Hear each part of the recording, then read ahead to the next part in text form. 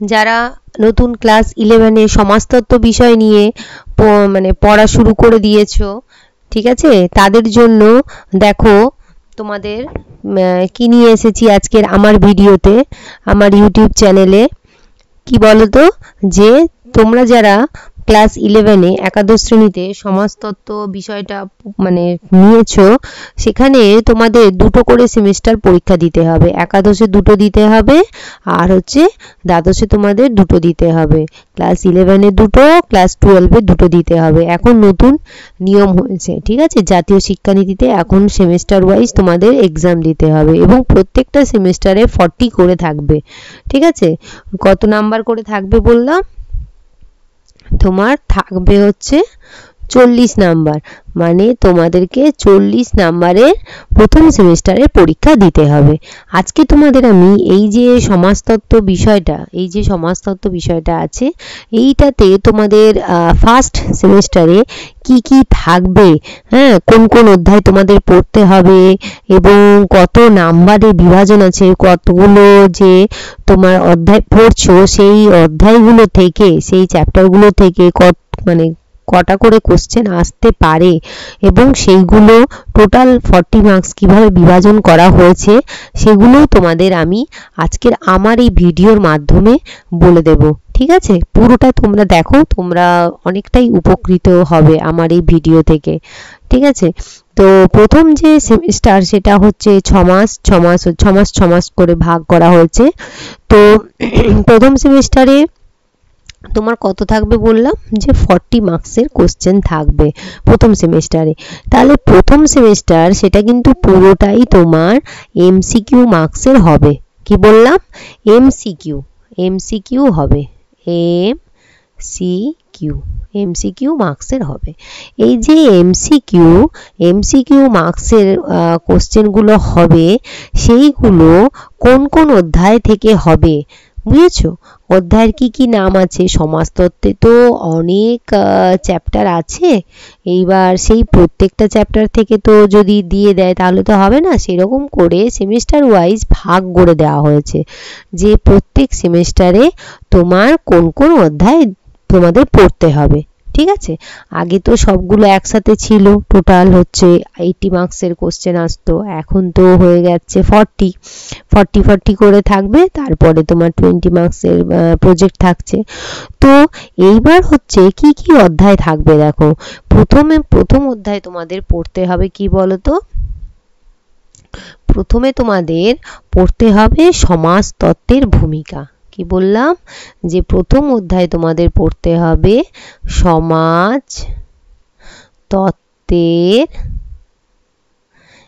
সমাজতত্ত্বের ভূমিকা। হ্যাঁ, এই যে সমাজতত্ত্বের ভূমিকা, এই সমাজতত্ত্বের ভূমিকা থেকে তোমাদের কত নাম্বার থাকবে বলতো? 1 × 6, মানে 6 নম্বর। মানে এই সমাজতত্ত্বের ভূমিকা থেকে তোমাদের 6 নম্বরের কোশ্চেন আসবে, 6টা কোশ্চেন আসবে 6 নম্বর, 1:6, ঠিক আছে। তো তারপরে আসছে সেকেন্ড অধ্যায় থেকে কি থাকবে?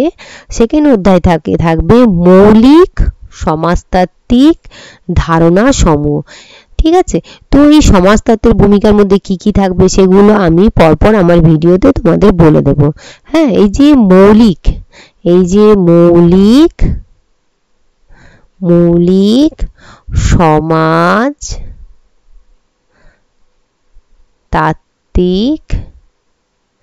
সমাজতাত্ত্বিক ধারণা সমূহ, ঠিক আছে। তো মৌলিক সমাজতাত্ত্বিক ধারণা সমূহ তোমার সেকেন্ড অধ্যায়। এই সেকেন্ড অধ্যায় থেকে তোমার কটা কোশ্চেন আসবে বলতো? 1:15, হ্যাঁ, সমান 15টা কোশ্চেন আসবে, ঠিক আছে, 15 নাম্বারের আসবে, একটা হচ্ছে 6 নাম্বার, এটা হচ্ছে 15 নাম্বারে। তাহলে তোমরা যদি প্রথম অধ্যায়টা পড়ো তোমরা কটা পাচ্ছ, 6টা কোশ্চেন পাচ্ছ 6 নাম্বারের। আর সেকেন্ড চ্যাপ্টারটা হচ্ছে মৌলিক সমাজতাত্ত্বিক ধারণা সমূহ, এখান থেকে পাচ্ছ 1:15, মানে হচ্ছে তোমার 15টা কোশ্চেন পাচ্ছ। হ্যাঁ, তো এটা হলো সেকেন্ড অধ্যায়। এইবার আসছি থার্ড অধ্যায় থেকে তোমার হচ্ছে কি নাম আছে দেখি আমরা। 3 নম্বর হচ্ছে পড়তে হবে কি বলতো, সংস্কৃতি এবং সমাজ। 3 নম্বরটা পড়তে হবে হচ্ছে সংস্কৃতি এবং সমাজ। এটা হচ্ছে 3 নম্বর অধ্যায়। এই 3 নম্বরটা থেকে কটা কোশ্চেন আসবে, 3 নম্বরটা থেকেও কিন্তু 1:15, মানে 15টা না কোশ্চেন আসবে, 15টাই নাম্বারে। ঠিক আছে, তাহলে 6, 15, 15 হলো, এভাবে ভাগ করে দেওয়া হয়েছে। এরপরে আসছে চতুর্থ অধ্যায়। চতুর্থ অধ্যায় থেকে কি থাকছে, চতুর্থ অধ্যায় আমাদের পড়তে হবে কোনটা, সমাজতত্ত্বে সামাজিকীকরণ।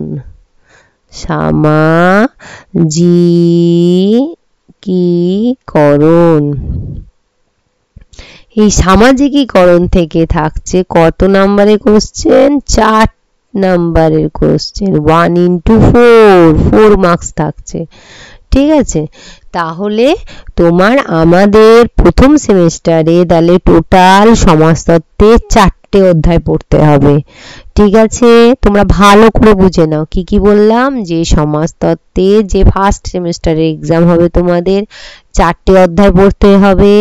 তার মধ্যে তোমার একটা হচ্ছে কি সমাজতত্ত্বের ভূমিকা, দ্বিতীয় কি অধ্যায় পড়বে মৌলিক সমাজতাত্ত্বিক ধারণা সমূহ, তৃতীয় অধ্যায় সংস্কৃতি এবং সমাজ, আর চতুর্থ অধ্যায় হচ্ছে সামাজিকীকরণ। তাহলে সমাজতত্ত্বের এখান থেকে থাকবে টোটাল 6টা কোশ্চেন 6 নাম্বারের, মৌলিক সমাজতাত্ত্বিক ধারণা 15টা কোশ্চেন 15 নাম্বারের, সংস্কৃতি ও সমাজ থেকে থাকবে 15, সামাজিকীকরণ থাকবে 4। তাহলে টোটাল কত নাম্বার হয়ে যাচ্ছে বলো তো, টোটাল নাম্বার আমাদের আসছে কিন্তু 40। তাহলে আমরা পেয়ে যাচ্ছি 40 নাম্বার। তো এই যে 40 মার্কসের 40 কিন্তু পাওয়া যায়, কোনো অসুবিধা হয় না, পুরো ফুল মার্কস তোলা যায়, কারণ এগুলো থাকছে এমসিকিউ। 4টে করে অপশন থাকবে, তার মধ্যে তোমাদের একটা উত্তর দিতে হবে। বুঝতে পারলে? তো তোমরা এই যে নাম্বারের বিভাজনটা তোমাদের আমি বলে দিলাম, তোমরা সেই অনুযায়ী পড়বে। তোমাদের তো টেক্সট বই আছে, প্রত্যেকটা স্কুলের এক একটা করে আলাদা আলাদা টেক্সট বই দেওয়া হয়েছে, প্রত্যেকটা স্কুলেই দেখবে টেক্সট বই আছে।